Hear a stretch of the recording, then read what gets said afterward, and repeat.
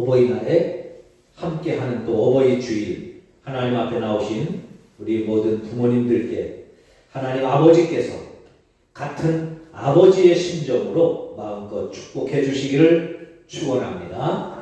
옆에 계신 분들과 함께 인사하겠습니다. 당신을 존경합니다. 축복합니다. 장로님을 존경합니다. 축복합니다. 권사님 존경합니다. 축복합니다. 사랑합니다. 우리 가슴에 손을 얹고 자신을 이렇게 축복하겠습니다.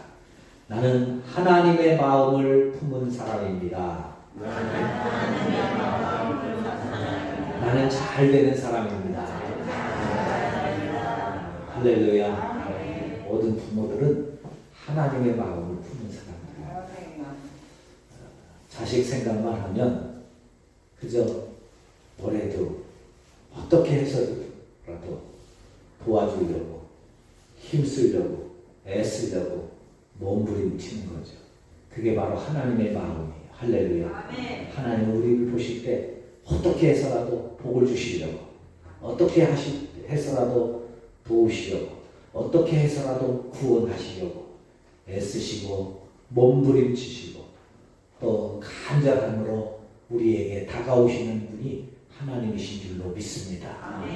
제가 이제서 목회 철이 드는지 새벽마다 기도하는데 하나님 앞에 그런 마음이 드는 거예요. 목사, 너 때문에 서울교회 경주 성도들이 복을 못 받으면 어떡하냐. 그래서 새벽마다 하나님 앞에 회개하면서 하나님, 솔로몬이 1000번째가 이런 마음이었겠군요. 이런 마음이었겠군요. 다윗이 백성을 사랑하는 마음이 이런 마음이었겠군요. 이제서라도 깨우쳐 주시니 감사합니다.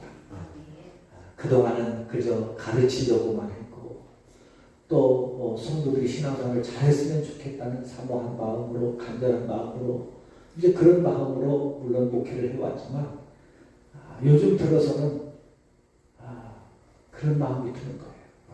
내가 부족해서 복을 못 받는, 또 내가 부족해서 하나님의 능력을 얻지 못하는, 체험하지 못하는 그런 성도들 앞에 죄송하기도 하고 부끄럽기도 하고, 또 하나님 앞에 어떻게 해야 이걸 감당해야 되나, 이 무거운 짐을 감당해야 되나 하는 그런 간절함이 있습니다. 하나님께서 제가 부족해도 하나님의 마음으로 우리 성령님의 은혜를 통해서, 예수 그리스도 통해서 우리 성도를 마음껏 축복하시고 은혜를 베풀어주시고 길을 열어주시고 붙들어주시고 형통하게 하시고 놀랍게 기적을 베풀어 주시기를 축원합니다. 아멘. 그랬으면 좋겠습니다. 어네스트 헤밍웨이라는 이름을 들어보셨죠? 미국의 유명한 작가입니다. 이분을 가장 유명하게 했던 작품이 바로 그 유명한 노인과 바다라고 하는 작품입니다. 이 작품으로 노벨 문학상을 받았고 퓰리처상까지 받았던 아주 유명한 작품인데, 이 작품의 내용은 다 아시죠? 어린아이가 어부가 되어서 노년이 되었습니다. 노인이 되었습니다. 바다를 이제 놀이터로 삼으면서 고기를 잡는데, 한 번 이제 나가는데 84일 동안 고기를 못 잡고 있다가 85일째 큰 청새치를 잡죠.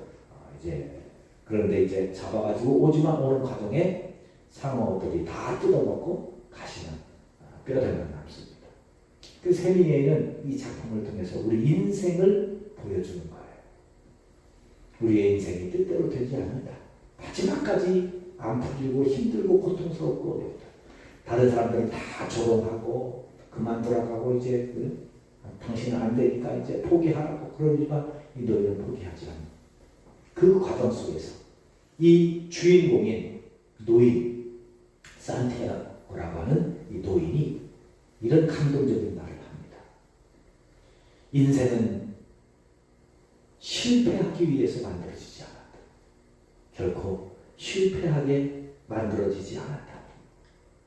비록 인간은 죽을지라도 결코 패배하지 않았다.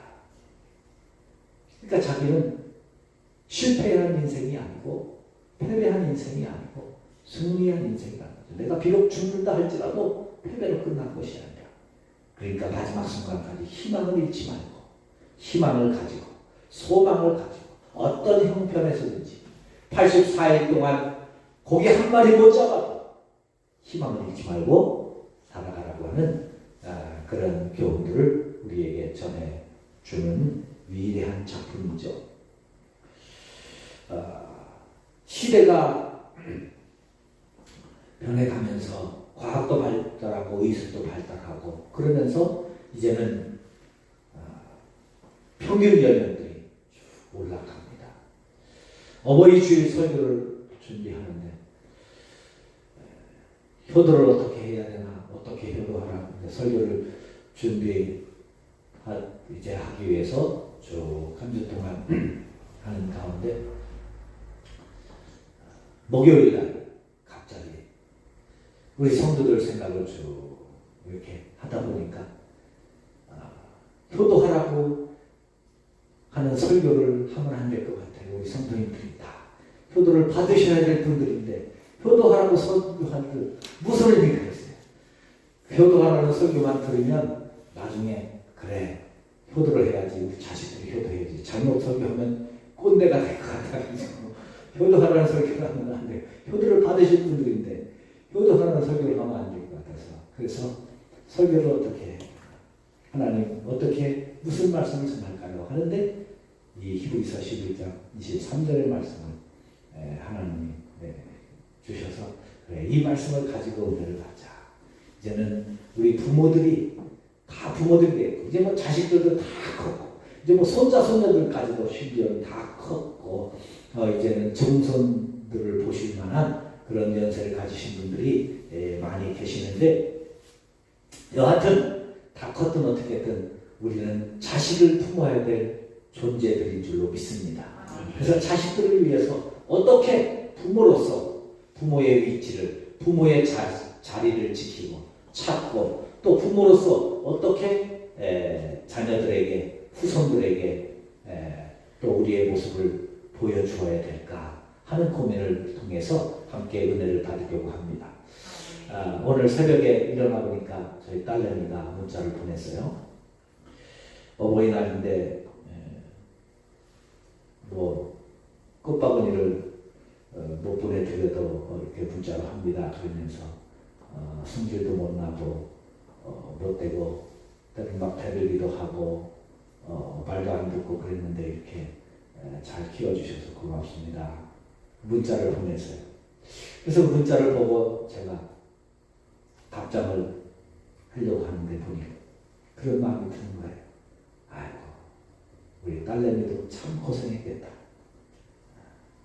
고집도 세고 성격도 모나고 또 뭐 아버지를 제가 돼봤어야지요. 처음 부모가 돼가지고 자식 키우면서 서툰 점도 많고 그랬는데 그래도 이렇게 잘 커져서 고맙다 하는 생각이 들어서 제가 그렇게 써놨어요. 이렇게 부모도 이제 좀 서툴고 그랬는데 이쁘게 잘 커져서 또 사랑스럽게 잘 커져서 고맙다. 그렇게 편지를 이제 글을 보내고 나는데 그런 마음이 드는 거예요. 우리 성도들 생각이 나면서 참 목사도 서툴고 또 투박하고 이제 그런데 이만큼 하나님을 섬겨주시고 믿음이 자라가고 하나님 앞에 신앙생활하는 여러분들이 참 너무 고맙고 감사하고 할렐루야. 아멘. 고맙습니다. 고맙습니다. 감사합니다. 감사합니다. 여하튼 우리 같이 예수님을 잘 믿으면서 우리의 자리에서 하나님을 잘 섬겨나가는 우리 모두가 되시기를 주님의 이름으로 축원합니다. 또 우리 자녀들에게도 그런 은혜가 흐를 수 있기를 간절히 바랍니다. 오늘 본문에 보니까 믿음의 부모였던 아므람과 모세의 아버지인 아므람과 모세의 어머니 요게벳이 어떻게 자식을 키웠나, 어떻게 모세를 키웠나, 이제 그 모습을 생각하면서 제가 오늘을 다루려고 합니다.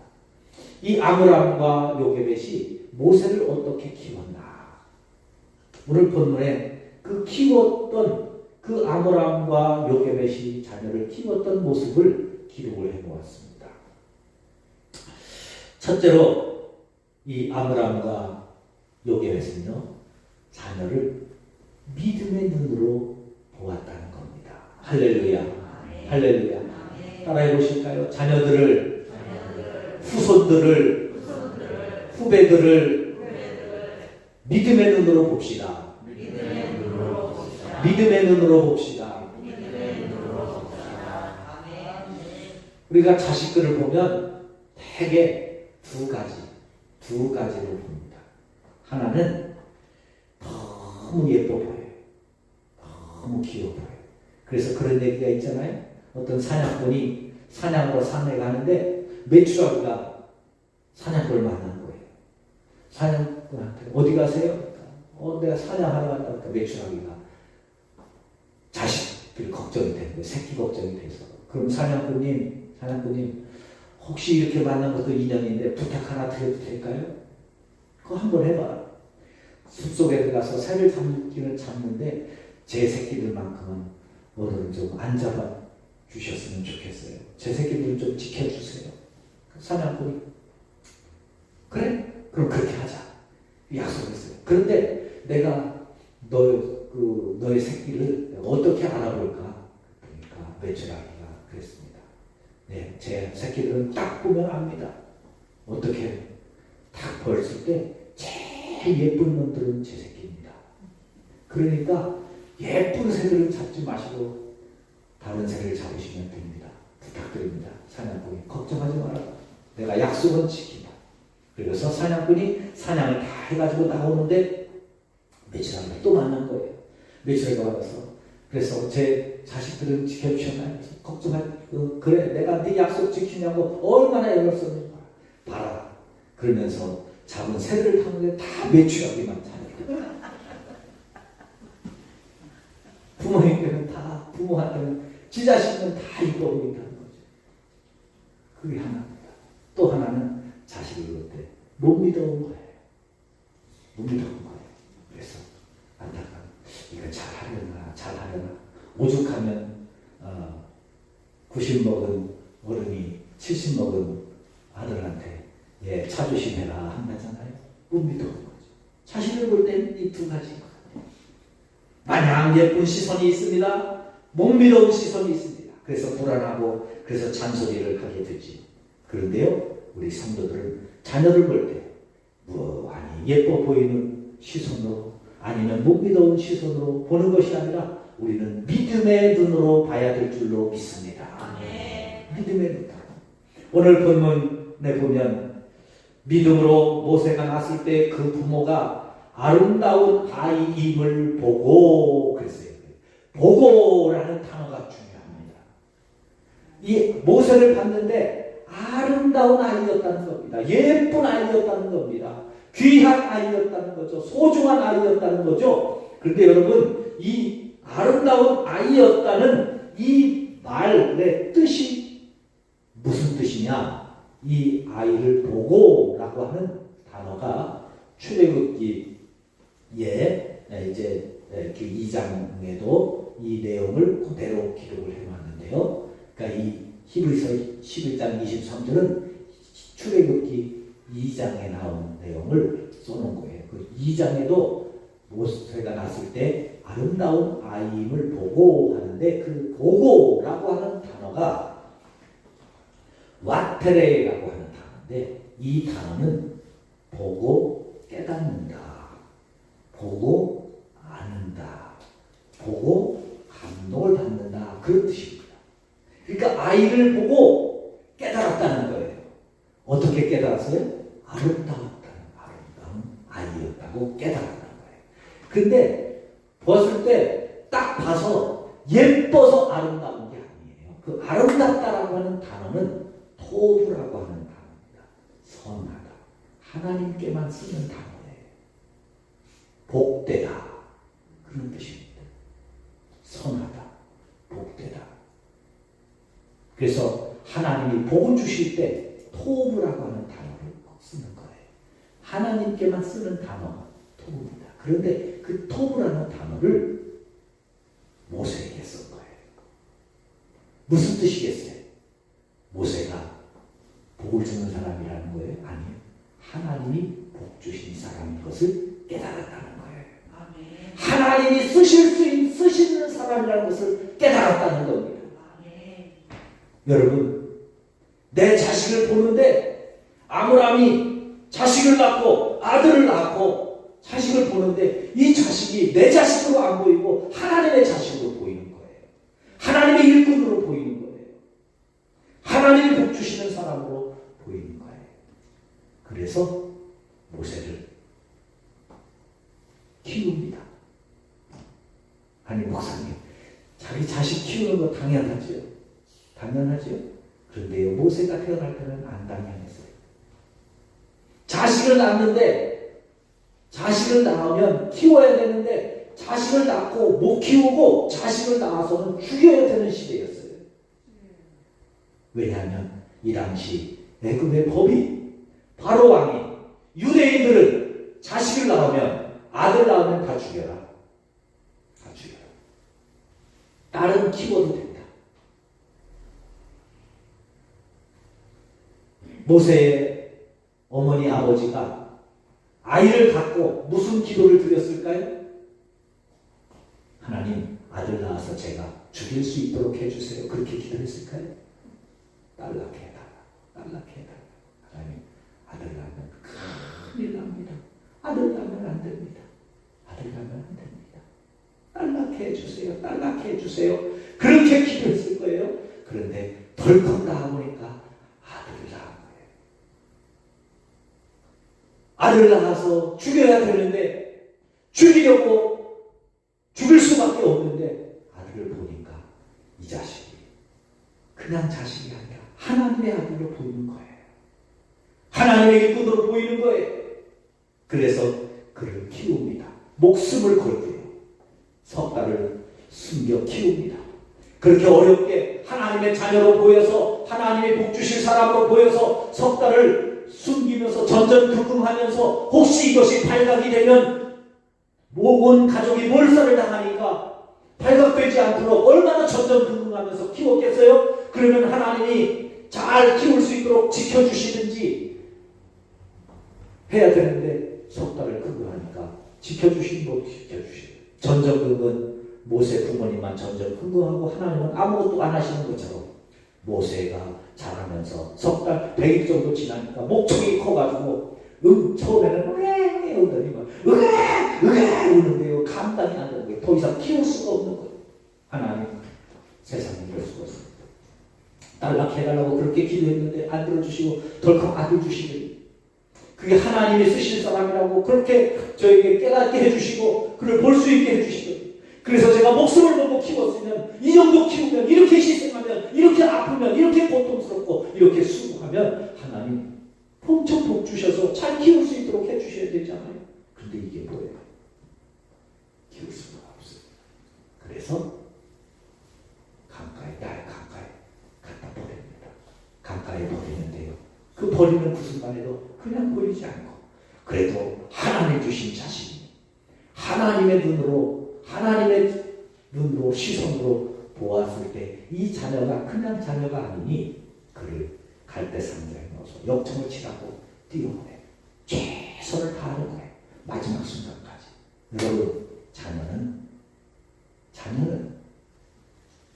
이렇게 믿음의 시선으로 보시고 믿음의 눈으로 볼 뿐만 아니라 그 자녀를 위해서 내가 할 수 있는 최선을 다하는 것이 우리 부모의 모습이요, 입장이요, 사랑인 줄로 믿습니다. 아멘.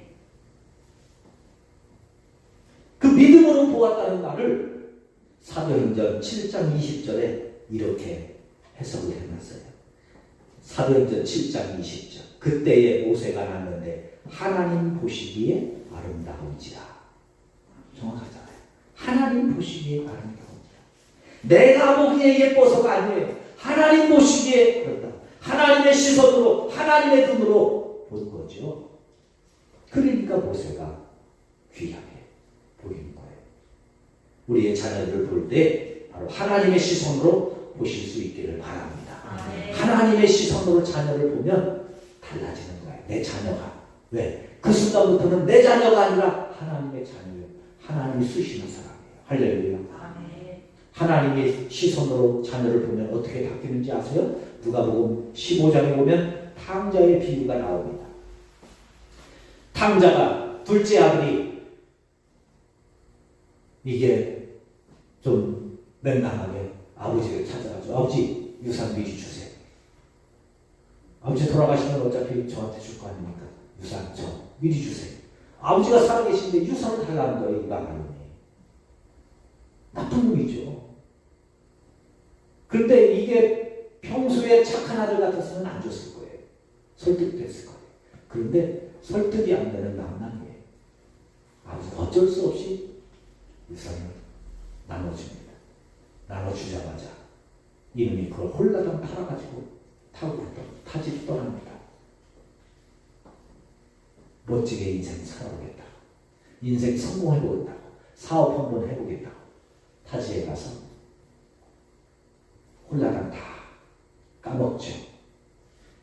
그 유산이 얼마나 됐는지는 모르지만 성경에 나오는 부자들은 그냥 부자가 아닙니다. 어마어마한 부자인 거예요. 꽤 많은 부자예요. 근데 홀라당 다 까먹는 거예요. 다 까먹고 돌아옵니다. 거지가 돼서 돌아옵니다.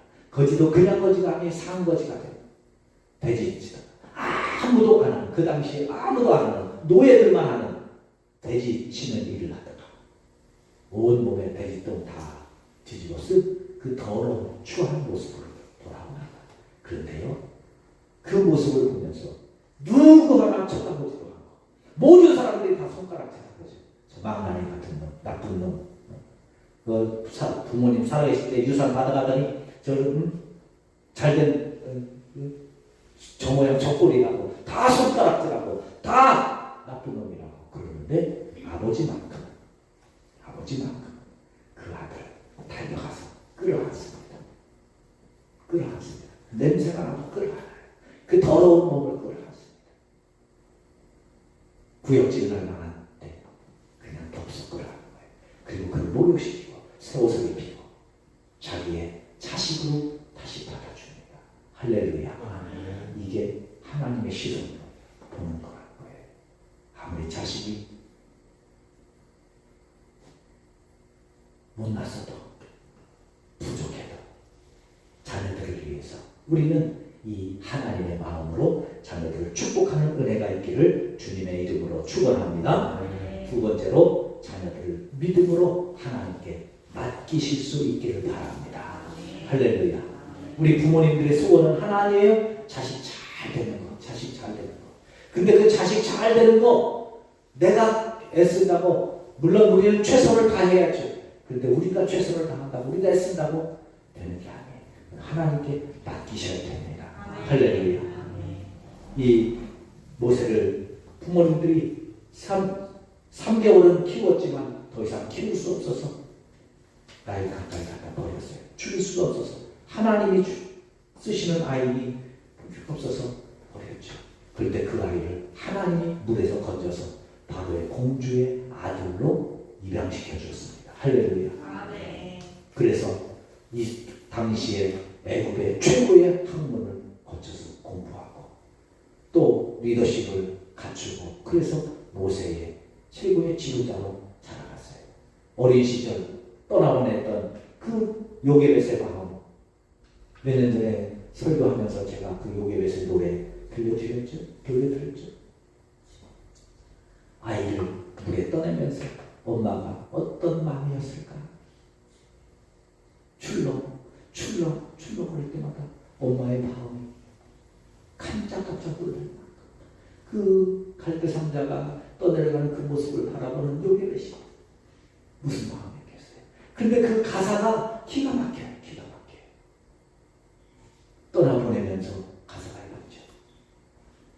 너의 참 부모이신 하나님께 너를 맡긴다. 아멘. 할렐루야. 아멘. 참 부모이신 하나님께 너를 맡긴다. 아멘. 너를 맡긴다. 내가 너를 떠내보는 것이 아니다. 하나님께, 그분께 네 인생을 맡기는 거다. 아멘. 맡기는 거다. 그랬더니요, 그 어린 모세가 부모에게 버림받았잖아요. 부모로부터 배운 게 아무것도 없어요. 물론 그 유모로 들어가서 배웠지만 그 먼 타국에서 그렇게 자랐던 모세가 뭘로 자랐겠어요? 어떻게 자랐겠어요? 부모로부터 버림받은 그 자식이 좌절을 겪고 위기를 겪고 나는 왜 이렇게 버려져야 되나? 내 인생을 이렇게 허무해야 되나? 낙심합니까? 그렇지 않습니다.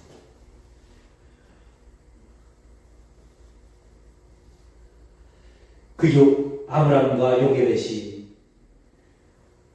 내가 할 일은 여기까지다. 이제부터는 하나님이 너를 키우실 것이다. 너를 키우실 것이다. 그렇게 하면서 그분께 맡길 때 모세가 어떻게 자랐는지 아세요? 히브리서 11장 23절을 읽었잖아요. 24절부터 26절까지 그 모세가 어떻게 자랐는지를 이렇게 기록하고 있습니다. 믿음으로 모세는 장성하여. 자, 보세요. 믿음의 눈으로 보았고 믿음으로 하나님께 맡겼더니 이 자식이 믿음으로 자라는 거예요. 할렐루야. 믿음으로 자라서 바로의 공주의 아들이라 칭함받기를 거절합니다. 세상 권력을 거절하는 거예요. 세상 권력을 거절하는 거예요. 왜요? 나는 세상의 권력으로 사는 것이 아니라 하나님의 권력으로 사는 사람이라는 거죠. 그래서 하나님의 백성들과 고난받는 그 자리에서 나는 하나님이 쓰시는 사람입니다. 내 인생이 비록 힘들고 어렵고 고난과 고통과 역경이 있다 할지라도 나는 하나님과 함께하는 삶을 살아가지 하나님 없는 권력에 휩싸여서 인생을 낭비하지 않겠다고 바로의 공주의 아들의 자리를 거절합니다. 죄악의 낙을 누리는 것을 거절합니다. 그리고 예수님 믿으면서 당하는 어려움을 기쁨으로 알고 살아가는 거예요. 세상에 수많은 부자가 되는 길이 있지만 예수 없는 부자가 되는 삶을 포기하고 나중에 지금은 가난해도 지금은 어려워도 내가 나중에 천국에서 부유하게 복되게 영생의 면류관, 생명의 면류관, 썩지 않은 면류관, 그 면류관을 얻으면 되지. 이 땅에서의 고난을 가난으로 여기지 않고 믿음으로 받아들이는 위대한 민족의 지도자로 자라는 거예요. 여러분, 어떻게 자식을 키우면 이런 자식을 키울 수 있겠어요? 우리는 못 키웁니다. 하나님께서 키워주셔야 됩니다. 그러기 위해서는 하나님께 맡겨야 합니다. 사랑하는 성도 여러분, 어버이 주 믿음으로 온갖 고난 세월을 보내오신 부모님 여러분, 우리 자식들 키우기 위해서 진자리 만자리 갈아비이며 손발이 닳도록 헌신해 오신 부모님으로서 수고해 오시냐고 애쓰셨습니다. 고생하셨습니다. 참으로 복되입니다. 그러나 가장 중요한 믿음의 어머니로 믿음의 아버지로 이제부터는 우리 다 큰 자식들 우리가 어떻게 할 수 없습니다. 이제는 하나님께 맡기며 그들을 위해서 하나님이 인도해 주세요. 하나님이 키워주세요. 하나님이 붙들어 주세요. 하나님이 세워달라고 하나님께 맡김으로 우리의 자녀들이 모세처럼 이 시대에 뚜렷한 믿음의 기준으로, 신앙의 기준으로, 말씀의 기준으로 이 세상을 살아가는 자녀들로 세워질 수 있기를 주님의 이름으로 축원합니다.